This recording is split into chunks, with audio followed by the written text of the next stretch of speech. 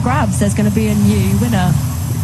It's as if she's almost kind of playing down. So the race slightly. I'm not sure if that tells us something. I'm not sure if that tells us something of how confident she may be feeling, especially when she says she is the clear leader, but she doesn't know how she'll feel, and maybe she will pass that on to somebody else. But like you say, really important that the riders do stay attentive. We've seen Italy, there's been a front on the right-hand side of the road for the whole race so far. It's one of those moments where you round, it just seems like that little bit too much, and it is always important to just make sure you're in the right position and staying aware of what's going on around you. Get it slightly wrong. We saw it also in the under-23 women's race a little bit as well, where it was a difficult one to navigate, but there aren't too many technical aspects of this course, and at the moment we can still see the bunch is fairly calm.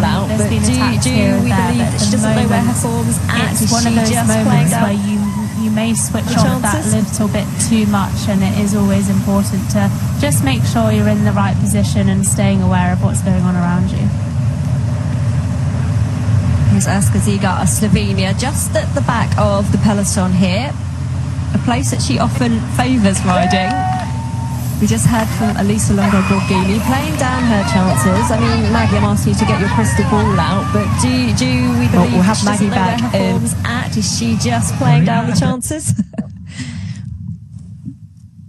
The booth with us in just a moment. So here is Karina Schrampf, 2 minutes 54. It just keeps hovering under 3 minutes, and as expected, that's because we're just sort of seeing that peloton inject the...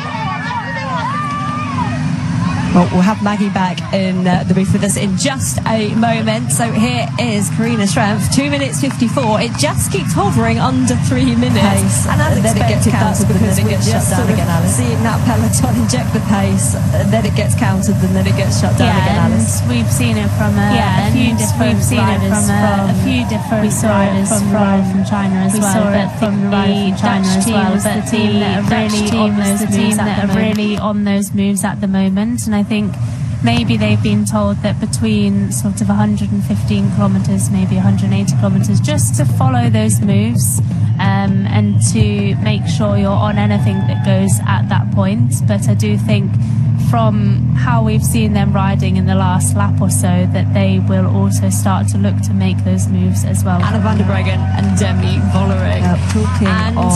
Demi Vollering does the Dutch like just run through who we have in that team. She doesn't like it when she's not Italian. So we have the Netherlands, Femke de Vries, I can imagine her headspace, her mentality coming in today is just Anna van der Breggen and Demi Vollering.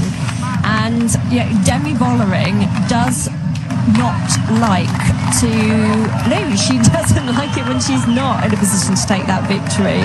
And I can imagine her headspace, her mentality coming in today is just so laser focused.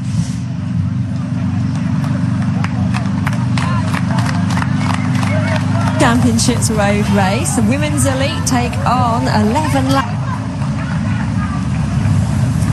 Of the circuit, Kigali to Kigali, Championships road race. The women's elite take on 11 laps of the circuit, Kigali to Kigali, 164.6 kilometres. The altitude, everything thrown into the mix of these championships this week. Reports on the ground more brutal than ever. I'm Rebecca Charlton, alongside me currently in the commentary booth is Alice Wood, delighted to have ever. I'm Rebecca Charlton, alongside me currently in the commentary booth is Alice Wood, delighted to have your company as we now have 96.5 kilometres remaining. Karina Schrampf of Austria is our lone leader of the race. She's now at a time gap of 2 minutes 42. A really strong rider. She's had a really strong season and is using that momentum here in the World Championships. Another team who just waiting to see who's going to riders next, but also have a couple of options. So again, they have been riding to the front of the peloton and using up some of their riders. And we now have Spain also on the attack at the moment. So another team who are looking to light it up themselves. And I think this is Ostalaza who is attacking now, and a really strong rider. She's had a really strong season and is using that momentum here in in the World Championships. Another team who have to see 6 riders there, but also have a couple of options. So again, they have been riding to the front of the peloton and using up some of their riders. Now Gonzalez is drifting back after doing some of the work on the front now. Yeah, Shoa Ostolaza having a really strong season, not always getting the opportunity to prioritise herself, but interesting to see that today. She's in the mix for Spain, as well as Maria coming down. She was just smiling, waving today. Maddie Garcia, Alicia Gonzalez, Sarah Martin, lined up this morning. Shoa Ostolaza and Annie Santesteban. Had a close-up shot of her. Of course, now Marina Schrepp.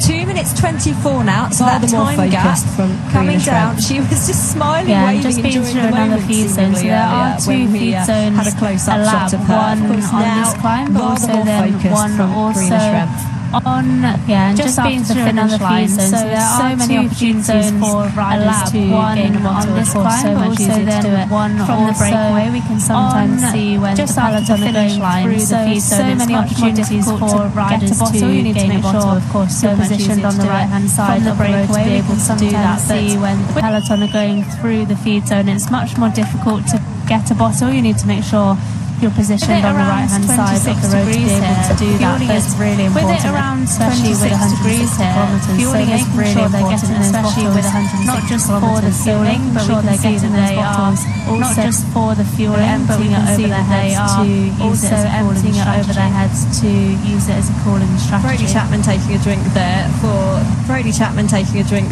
for the Australian team, and I think she's been such a big talking point throughout this season, hasn't she, Alice? Because at the moment she's won for herself, but she's also decrease in pace in the peloton at the moment.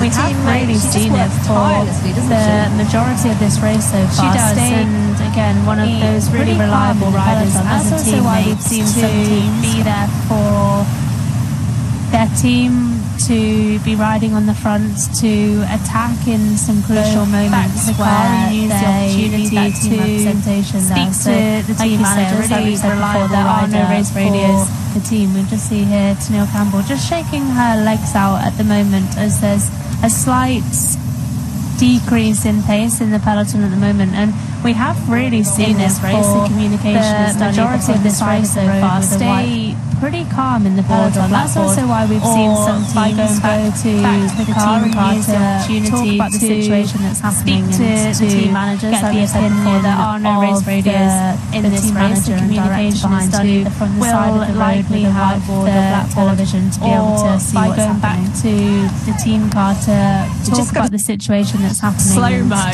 shots of the riders tackling those cobbles, and you can't always see it, can you, Magnus? The impact that has, but we just got a little taste of that as you saw the absolute we just got a slow-mo shot of the riders tackling those cobbles, and you can't always see it, can you, Magnus? The impact that has, but we just got a little taste of that as you saw the absolute stature that's needed to navigate those smoothly. Rougher than what maybe the picture sort of gives away when we look at the picture sort of from a bit of a distance, gives away when we look at them from a bit of a distance, but they're pretty decent cobblestones that they got on this climb. So it just adds another element into when we're trying to figure out who's going to be able to do an attack up that one in the final couple of laps. It's not just about the leg strength, it's about then who's got the ability on the cobblestones as well, because it is different. You put the power down differently when, certainly at the start of that climb when it's really steep. Getting out of the saddle isn't the easiest on cobblestones. It requires a special technique, and the riders not everyone are used to racing cobblestones in the classics, although that's a few months ago now that they were potentially doing 12-14% of uphill on the cobblestones. A lot of the riders are used to completely racing cobblestones in the classics, although that's a few months ago now that the more you do it, the more 12-14% of smooth you tend to find on cobblestones. But it's not something that completely disappears from your sort of knowledge and way of riding. But the more you do it, the more smooth you tend to find to be able to pick the lines where stretch of stones, and I think that in the last 2 ascents of this climb is another area that you should really pay attention to. Is which line is the best to go up this climb, because it might not always be the shortest line that's the best one. Of Austria getting her absolute pick sort of whichever line she would like, because she is currently out solo. 2 minutes 24 is her time gap to this peloton, after a really nice of Austria getting her absolute pick of whichever line she would like, because she is currently out solo. 2 minutes 20, as we're just seeing the ever stringing out at the back of this pack. Is her time gap to this peloton after a really nice smooth, just being so attentive and organised. And then you can see the pressure that is constantly being put on remaining at the back of this pack. We had a close-up shot just a moment ago, actually, of Marlin Reusser. And, of course, she is such a big favourite coming into today, as we just see the moves start to go as we come onto the cobbles for the 5th time today. 11% here. Yeah, it's Alison Jackson just taking that corner a little bit quicker than everyone else, I think, and gave herself a bit of a head start going on to the much status quo. What we've seen every lap, it's onto the climb. Pretty much status quo. What we've seen every lap, and then onto the climb, and then pace control. Just don't go any faster than the rider next to you. Don't go any faster than the rider next to you. Sort of saving the legs as much as they can. Saving the legs as much as they can. There's me getting excited that that's a move. Franzi Koch on the right-hand side of the screen, riding for the German squad today. A rider that has truly animated all season for her coaching. Franzi Koch on the right-hand side of the screen, riding for the German squad today. That time gap at 2 minutes now. It was a moment ago up around 3. So you can just see that time gap starting to come down now for Karina Schrenk, who's been our lone leader constantly on the attack. And absolute joy to watch. We had a sight of Marlin Reusser. That time gap at 2 minutes now. It was a moment ago up around 3. It's really interesting to have insights from Marlin Reusser, isn't it? Because I think, Alice, you mentioned this a moment ago, she hasn't really wanted to dwell on that narrative. See that time gap starting to come down now. She had such big injury setbacks in the previous season, and then just came back fighting so strong and so quickly. But she hasn't really wanted to focus on that narrative, has she? No, she hasn't. She was asked about it by different journalists winning the general classification. We heard it being asked about at the Tour de Suisse, where she was obviously winning the stages, winning the general classification, being asked about she didn't want to talk about illness and injuries that she had been facing in the comeback, and she didn't want to talk about it. But it's part of the sport, and it's part of the story as well. So probably will have to get used to. I probably will have to get used to, but to give a different focus, to give a different focus. Take away from that time and wanting to away from that time, and she has come back fighting. She's come back very strong. She has come back fighting this year. She's really been a breakthrough GC rider, which has really been a breakthrough GC rider, as much something we've seen from her as much. And Magnus for Marlin Reusser, in terms of her sort of shutting down interview questions, in terms of her sort of shutting down interview questions, when we all wanted to say, look, how quickly you come back from injury, how quickly you come back from injury. Do you think that Alice has discussed that? Do you think that get in a headspace and she's just thinking about the negatives, or does she not just want to deflect all her? Does she just want to deflect all her? Like, where do you think that comes from? Love for her? Like, where do you think that comes from with Reusser? I think everyone is different in how they deal with injuries. How whether they want it to be public or not, and maybe that it's an excuse for why they weren't performing, and it's not how excuse whether they want it just to be public or not, and maybe that it's an excuse for why they want. I respect the fact that performing is done. It's not. I'm back. I'm racing my bike. I'm winning. and that's all she wants to perceive. But it's just how they feel. That's a narrative around it, and it's a positive outlook. Then looking forward to it's dealt with to racing again, to winning more races, and that's all she wants to have us. To a certain extent, yes, we do want to narrative around to know the details and it's a positive outlook. Then looking forward to racing an athlete in the way she is. She doesn't want to dwell on it. It's in the past. It's interesting, Alice, isn't it? In how different riders have, an approach to talking about these things, because I think it's the same coming into a race. Some riders want to say, well, actually, and here's Alison Jackson just here at the back for Canada. Have the legs today because there's been some riders want to say, here's my right foot the opposite. I didn't play down yesterday because there's been food when they're going right fine, and I find that is completely the opposite and play down. Oh no, I think for Marlon it was more that she didn't need to think about it anymore. Of course, there was the race win to talk about, which to her was more important. Of course, there was the race win to talk about, which to her was more important. Of course, like before races we do always hear they don't want others to know about it. They don't want others to know about it. It might maybe make them feel like they're on the back foot. They feel like they're on the back foot, that their weaknesses slightly, that after the race slightly, but after the race we hear more about those things.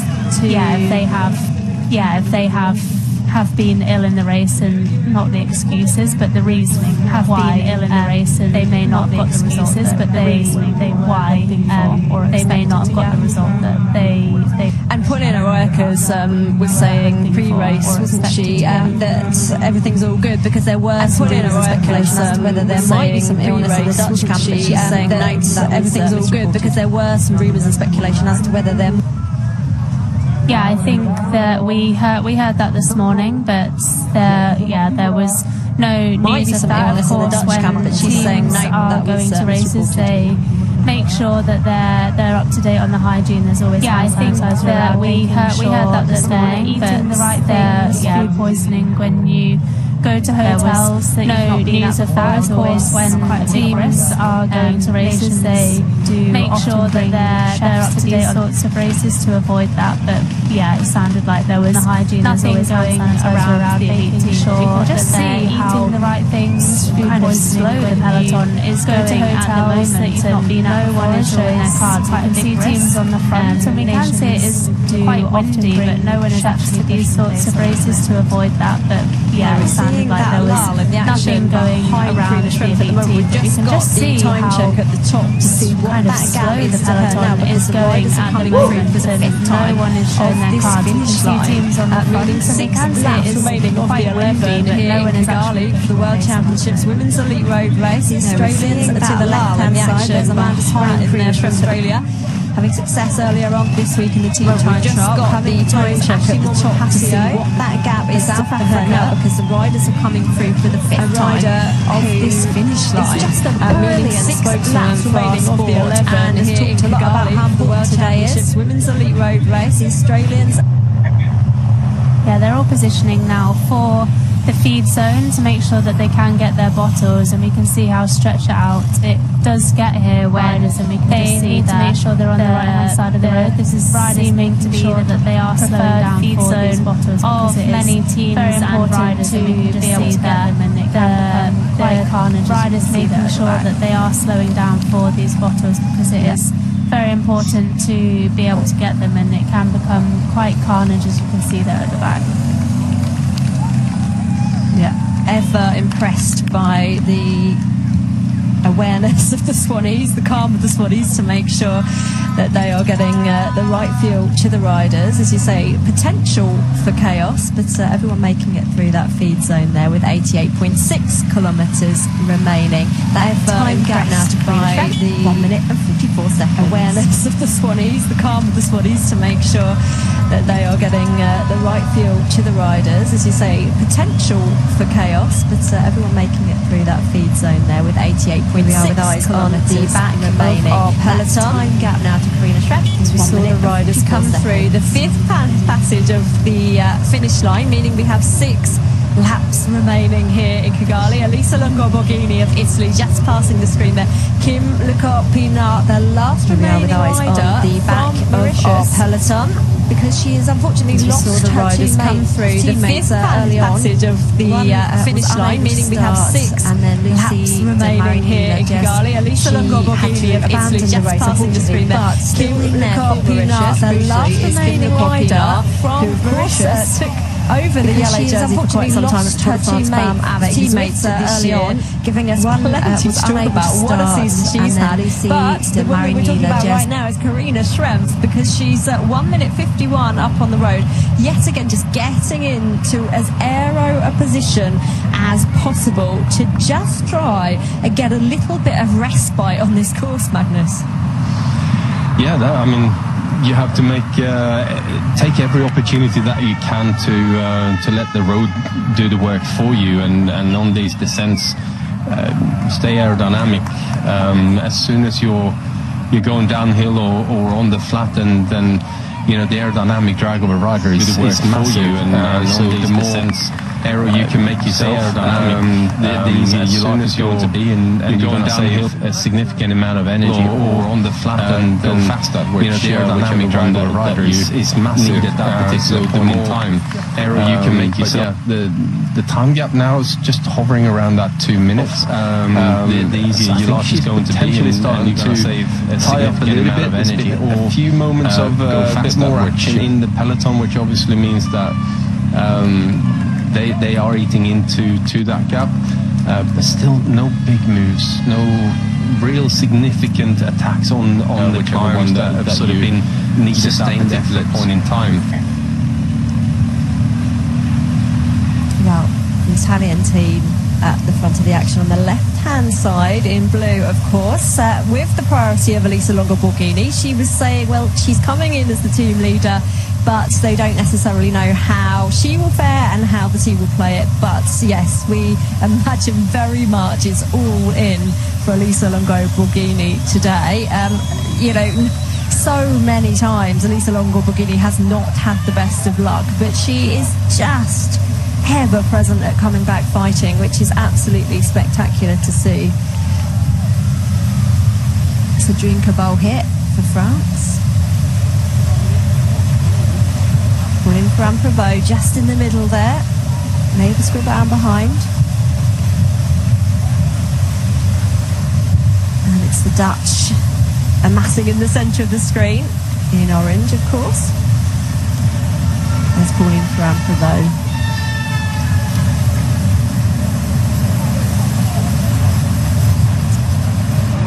Here we go. Is this a move coming from Yara Castelline? Oh, here we go, back at the front, and it's Spain that is gone.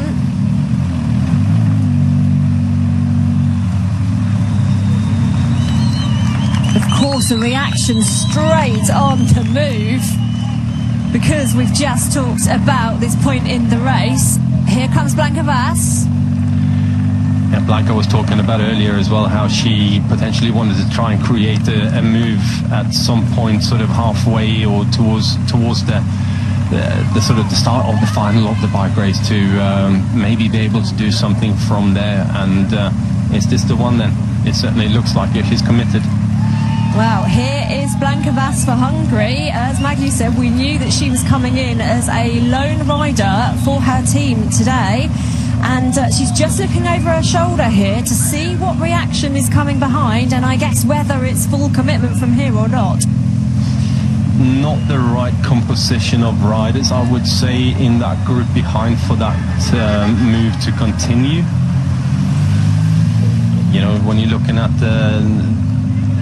so it was Soraya Paladin from Canyon, or from Italy, sorry. She's been doing an awful lot of work in the beginning of the race here, and with that, I don't think she will help out. And there's a couple of other riders there who sort of are probably more looking at supporting their teammates. So I don't think you will see too many of them riding too hard.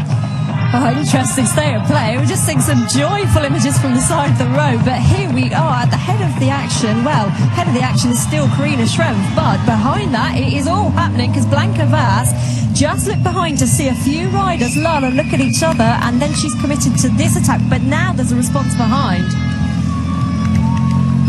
Yeah, we can see multiple teams also looking to be in these moves, but they're not wanting to ride in them. They're just following the moves, which of course means that there is that lull behind. And we saw that previous move, it had all the main nations in there, from Italy, Netherlands, we had the French in there, but they weren't wanting to ride, they weren't wanting to show their cards yet, so no one was riding through. As we can see again, this corner causing more problems than that was to Drinka Ball, one of the best descenders that we've got, but still finding that corner quite difficult. It's an off-camber corner, but it's very wide corner, but the entrance and exit are narrow, so I think it's just a difficult one to be able to judge correctly. Of course, they've been through it many times before, but still getting that slightly wrong. Again, Blanka Vas is on her own at the moment. She will want some help from other riders, but it needs to be the right riders who are also going to help her, as we can see Trun van Anrooy going with Sylvia Persico and Evita Muziek. This one, I think there is more, that composition of riders looks better in terms of going up the road. Well, the Spanish rider that launched that attack was Shoel Ostalaza, and then that was marked by Yara Castelline originally, but then Blanka Vas made her move. Here she now is, and it's Karina Schrempf still up the road. Blanka Vas in this position now with the peloton behind. Oh my goodness. But look at the time gap though, how much time that they took out of Schrempf, who's up the road. She's basically lost close to a minute in the space of only a couple of kilometers since Blanka made that attack. So, as you say, 3.2 kilometres remaining. You can see those time gaps now, 1:07 and 1:17. The peloton is out, and it's Karina Schrempf, to remind you, from Austria, who is still solo up the road. But yes, that has put a lot of time out of her gap. Here's Blanka Vas for Hungary. We heard an interview with her earlier saying that it was a very interesting day ahead for her, not having any teammates or any support around her today, but she has made that move, and as she made that move, she looked back to see a lack of organisation behind there, as you were talking about, Alice. Yeah, and what's difficult for Blanka Vas is the actual parkour that there is today, and the meters of elevation. She is a really strong rider, but she's more of a sprinter, so she can handle a lot of elevation, but I think this is just too much for her, with the likes of Pauline Frampevaux, Demi Vollering that we have been speaking about today. So this is her biggest opportunity to be able to do something today to get up the road, but the fact that she has no one with her at the moment is going to make it much more difficult. I think it's she needed to make a move and get up and get a breakaway going, but a solo breakaway was definitely not something that she wanted. She needed that group of 5, 6, 7 riders to go with her, because Blanka Vas on her own like this, she will not enjoy this particular situation an awful lot, and she kind of knows as well that going solo from here is going to be very difficult. So making the move but not achieving the outcome that she I think wanted out of it. So I mean, if I was her, I would seriously consider here at this point now whether to actually pull the plug on this one and back into the peloton again and try again, because unless someone comes across to her very, very quickly, it is not an ideal situation for Blanka. And it's so difficult, isn't it, I guess, in your mentality and the split-second decision when you hope that you're going to have company, you're looking back to seeing that actually no one's coming over, but you've already made that move. So I guess it's a difficult moment, isn't it, to decide, right, what do I do with this? How can I best capitalise on it? And actually, is it worth taking this moment to keep going? Yeah, And obviously, under usual circumstances, you have the race radio. You communicate with the team car. What do you think? And the team car hopefully has a cool, calm sort of head sitting back there and can see the overview of the situation with different eyes, and said, no, look, back down. This is not right for you. Whereas now, in the way it is here at the World Championships, no race radio allowed. Blanca has to make that decision herself, and that's, as a rider, is sometimes very difficult. Oh, very difficult. I mean, I can only imagine what I would think if I had no company at this point with 81.7 kilometres remaining. But yeah, and nonetheless, an interesting move there from Blanca Vas. Karina Schrempf still out in the lead position of our races. We're just absorbing more images of what this means here in Rwanda to Kigali. And I think for me, Magnus, just seeing the start of the time trial a week ago just gave me absolute goosebumps, because it was just a huge party. Yeah, it definitely has been, and you're looking at the row of spectators for every race that there was. You know, it's been phenomenal to see. So I think it's quite a special thing for. It looks like Yara Castellane with Barbara Malcotti going after her on this climb here now. Here's Yara Castellane for the Netherlands. Very easy to spot in the orange. Yeah, Yara's definitely going all in here now to try and draw clear that group.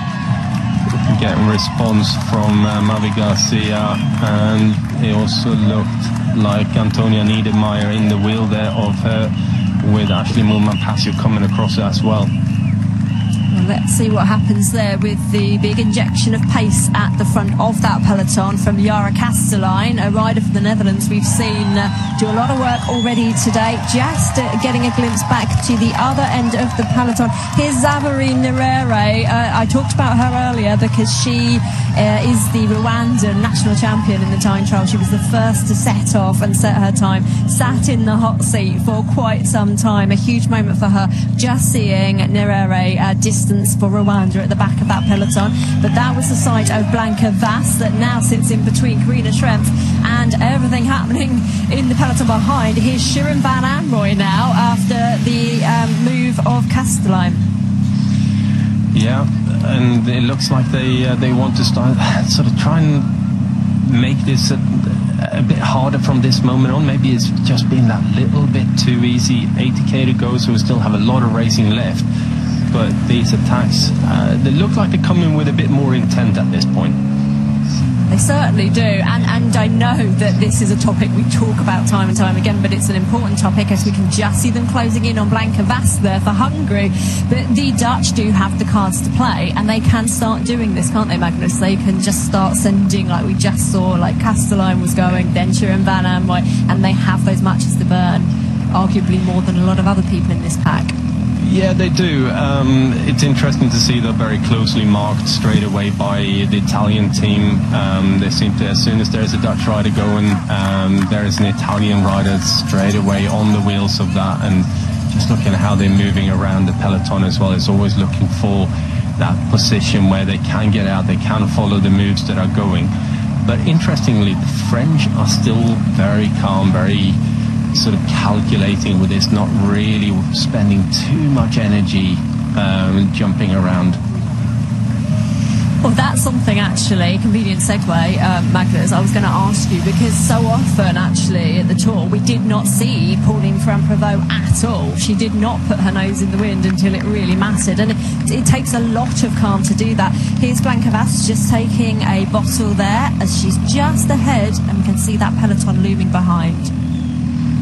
Yeah, she's not happy with the drink that she got there.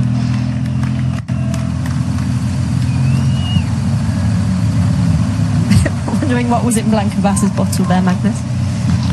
I don't know. She may have wanted water and got you know, a carbohydrate mix or something like that instead. And yeah, depending on where you are at what point, you know, if you need one thing and you get the other, it's not ideal. But you know, it shouldn't be something that is sort of that big a deal. Shouldn't have been a wild choice. There's only so many things that could be. Was that a move there from Belgium? Yep. Yes, it was.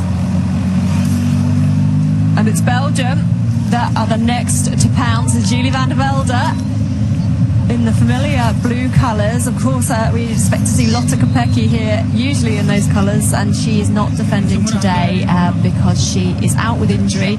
But the team are very much here. And after Blanca Vass was absorbed by that peloton, after that feed zone there, taking the bottle, she's gone back into the pack now. But here is the next move to come.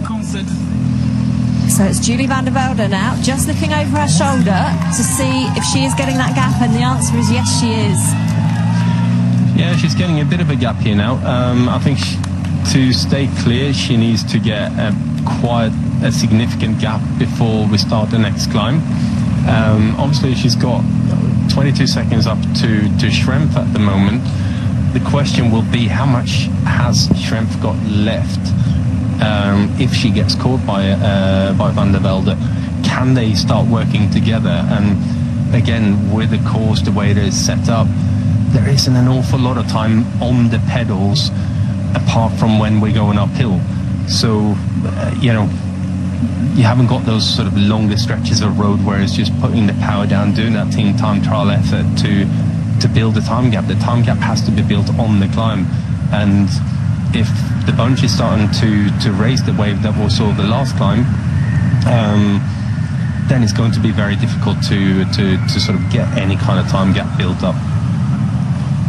Very fascinating indeed, with Karina Schrempf for Austria up the road now. That time gap just 18 seconds to, Julie van der Velde is 18 seconds, and then the peloton is 33. So we have seen the time gap of Karina Schrempf just come tumbling down there as she's on the Côte de Kimi Herrera.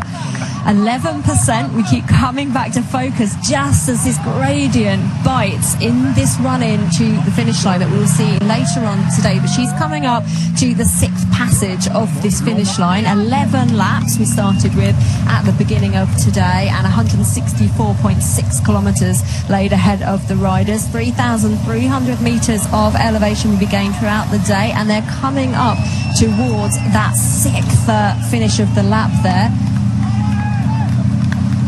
Here's Julie van der Velde for Belgium. Just looking at the front end of that peloton there now, Marlon Royce moved up on the descent just before the corner, and it looks like everyone is starting to get interested in this now. It certainly does, and interesting, as you say, to see who's now taking the time to respond, to move up. And the French have been very calm. We haven't seen very much come from their squad today. We know that they have that ability with such a strong roster to keep fairly calm in this situation. Here's Julie van der Velde coming up to Karina Schrempf, and you asked the question, Magnus, are they going to be able to do anything together? Yeah, I think the time gap back to the peloton is too small here now to they're more in the hands of the peloton, let's put it that way, rather than what they can do as a duo. This is Soraya Paladin for Italy, just here on this cobbled section, and we're just getting a glimpse of actually how brutal this not only is, but how much it starts to sap when you've done this 6 times. Yeah, and also goes to show how much they've been working at the start of the race. We were commenting on that earlier, how, you know, the French and the Dutch and the Italians were always riding, you know, on the front, wind on their nose, and is that the right move to do? You know, we got 77 kilometers to go. I would say now is the time that you're going to start needing those teammates and those riders, and they're already spent. So, you know, I don't see the necessity of having the whole team sitting on the front, riding in that way until, you know, let's call it this time of the year. So Esteban is, she had an issue at the start of the climb, or is this the first rider that we see that we would probably, well, I certainly would have expected her to be playing a part much later on in this race? Absolutely, and I think this is another thing to nod to, is how many question marks we've had as to how individual riders will fare, because again, using the time trial, although a different effort, as a bit of an indicator of riders suffering that we did not expect to see fall apart during that race, that by their own admission really just found the conditions so tough. So very difficult to read how some riders are going, but as you say, this will be the question as to who's going to have those cards to play later in the race in the way of teammates, who's been saving themselves in the right way for this race action to unfurl later on. But interesting now, these two riders, Julie van der Velde and Karina Schwem, very much just focusing their efforts together now. Yeah, I mean, when you get together like this, if you both have the intention of staying away, then this the only way to do it is to start working together. So we see as St. Esteban getting back into the group here. Very interesting action out on the road indeed. 76.6 kilometres remaining. Our peloton now looking to be at 29 seconds as our two riders now form this breakaway group. Karina Schwem was out from the early move, the early solo break that she forged, and Julie van der Velde from Belgium has now joined her. I've got a little fun fact from Pro Cycling Stats offering up that Julie van der Velde won a bronze medal at the Belgian Championships cross-country running. Sorry, I'm two-headed cycling there. Different sport. Cross-country running that she medalled in as well. Interesting to see when we look down the peloton at how many riders have not only changed disciplines but completely changed sports. We've got our eyes on the peloton now. Brody Chapman in the centre of the screen for Australia. The Italians are massing to the left. In the middle of that is Ashley Momompasio for South Africa. Spain over to the other side of the screen. And we saw Annie Santesteban at the back of that pack coming up the Côte de Kimihurura. So that's the 6th time that they will come up that climb, and we're going to see them go under that Flamme Rouge. Good indicator of what lies ahead later on. These crowds and spectators absolutely loving this. If you just get a little view there of that hop up and over that lump in the road, and we say it time and time again, but you cannot always see exactly what these riders are contending with from the TV screens, and we've just got some slow-mos and close-ups giving us just a little bit more knowledge on what the riders are facing ahead of them today. Yeah, I mean, it's the climb itself is certainly starting to take its toll, and I think it's somewhat we underestimate how much uphill it is on that last stretch of cobblestones. We look at the steeper gradients, so we got another attack coming from De Vries on from the Netherlands. Yeah, it's been the false flat over the top of the cobblestones actually it seems to take a lot out of the riders when you're having to make that acceleration, get onto the bigger gear again. Well, it's the Dutch at the head of the peloton again, just ever attentive, and we keep asking ourselves, what can this duo do? But you can now see in the back of the shot just how much the peloton are closing this down. Well, I think you know, the way that the peloton is reacting, they're not necessarily thinking too much about the two riders out front here because they are inside, but at the same time, you know, they're more worrying about the race itself as Kerbol is moving again. Yes, I think, Alice, this is the problem. It seems to be the time when we're really starting to see the bike race kick off. Yeah, we're seeing many different riders looking to attack, looking to get in the moves, and also those following the moves at the moment. I think what's interesting at the moment is who's sitting further back. We've seen Demi Vollering sit much further back in this pack for the majority of this race, actually, not going too close to the front. She's really saving herself and sitting further back. I think how this course is, we don't see many World Champs courses that are this simple technically, I would say, and also how wide the roads are. And I think that's why, like we said, riders are happy to go back to the car and speak to the car. They're moving up very easily. There isn't any real moment in the the race where we can see that big fight for a climb. Of course, they want to be positioned well for the climbs, but again, the roads are so wide and the climbs are wide as well, and also the momentum that can be carried if you're a bit further back to move up is also quite big, I would say, on this course. So I think a lot of riders happy to move and sit further back, but Shirin Van Anrooy looks like she is going across to this move at the moment.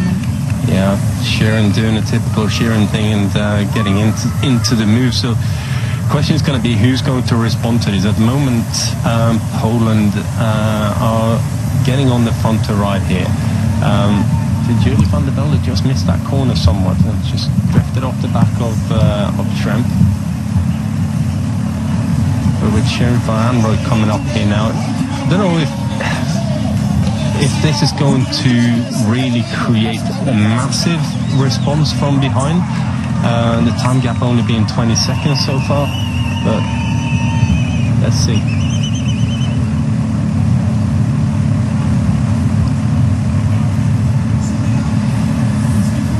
This is the first time we've seen a Dutch rider moving without an Italian or French rider with her, and we can see it is the Italians who have decided to take up a bit of a chase now. We can see the way the bunch has stretched out slightly, that there is definitely more pace at the front of this group now. It's interesting to see that they are worried about just one Dutch rider being up the road. This is the perfect situation for the other Dutch riders. They have a rider up the road, they can sit back now, they can monitor what is happening behind. Of course, now she's going to join up with Julie van der Velde and Carolina Schrempf, who of course has been out at the front of the race for the majority of the race. She's going to have much more tired legs, but if these riders can get together, then they can now use each other for some extra recovery and to try and bring this gap out. It's only 25 seconds at the moment, but there's definitely more impetus now to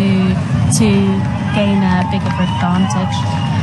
Yeah, and I think with Shirin joining up here now, of course it adds a significant amount of firepower to this group, but at the same time it also means for Shirin Van Anrooy, I think, and for the Dutch team, they need this gap to go out to be as big as it possibly can be very quickly, because it provides another sort of level, I think, to it when the next move goes and they put another rider in that. If they then go across to the front group, you know, they have two riders up there, and you know, having numbers in the final, we both know how important that is to be able to play any tactical games. It's interesting to see they're using Silvia Persico as well to do some of this chasing. I'd say she'd be the rider they would save as long as possible to be with Elisa Longo Borghini, one of their stronger riders on this terrain, but she is doing the riding. Soraya Paladin also, who we did see slightly distanced earlier as well as Francesca Barale. So they are using up some of their firepower at the moment to do this chasing, but like we said before, they have been on the front for a lot of the race. They've been positioned there, but they are going to run out of riders, and it could happen suddenly, and they need to try and stay in control of this race. For me, the key rider to this today for Italy is Monica Trinca-Colonel. The way she's been riding this year has been quite impressive, and she's the one that has not moved at any point so far out of the Italian riders. She's just been sat in the wheels.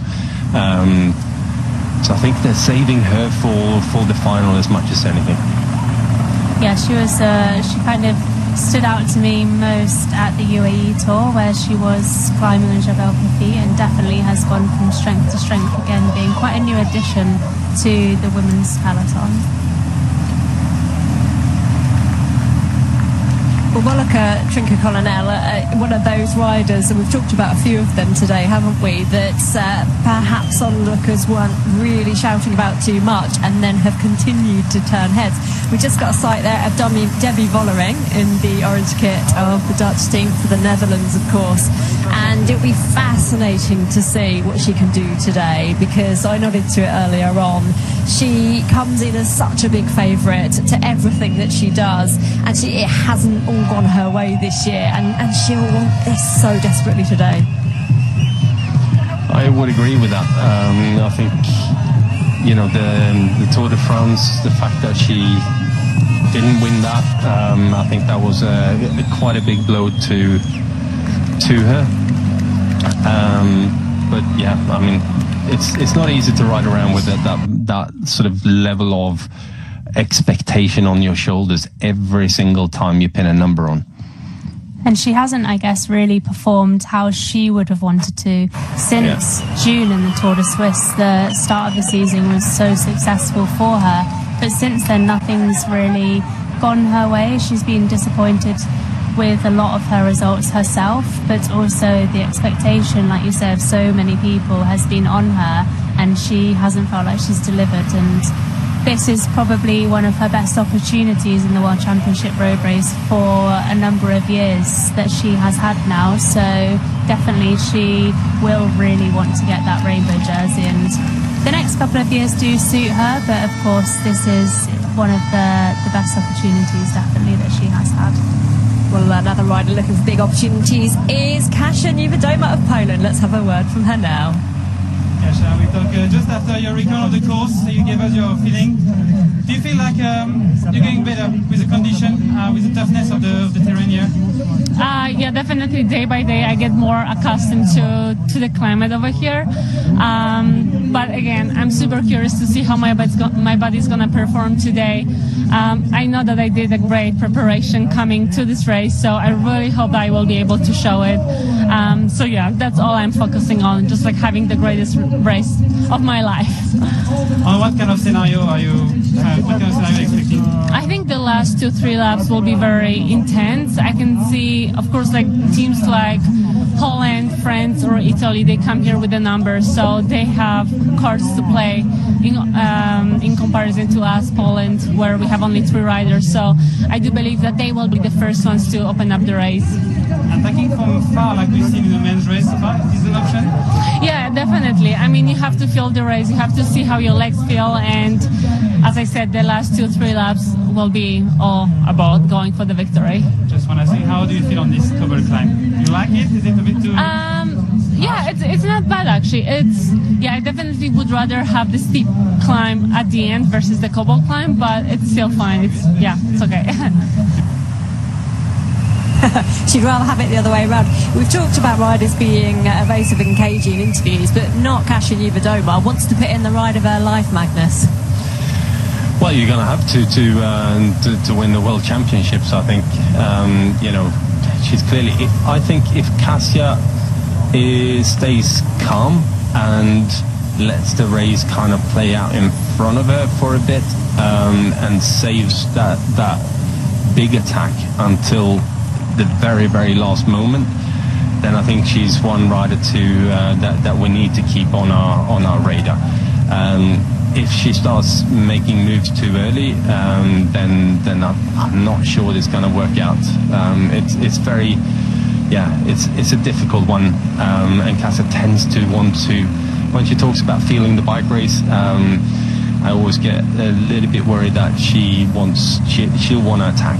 I mean, it's in her nature to race aggressively, but most of the time when you look at the results that she's done is when she is calm, when she does wait for the final to really start happening before she makes that move. And she's becoming more calm. Yeah, I feel like she has become a lot more calm in recent years. I think the most calm that she is in the recent years is when she is feeling the best and she's most confident in her attack that she does have and the killer attack she has at the end. It's maybe when she isn't feeling as good that she may start attacking earlier in the race to kind of test her legs and to see how others are feeling, to test others. So she obviously seems confident in her preparation.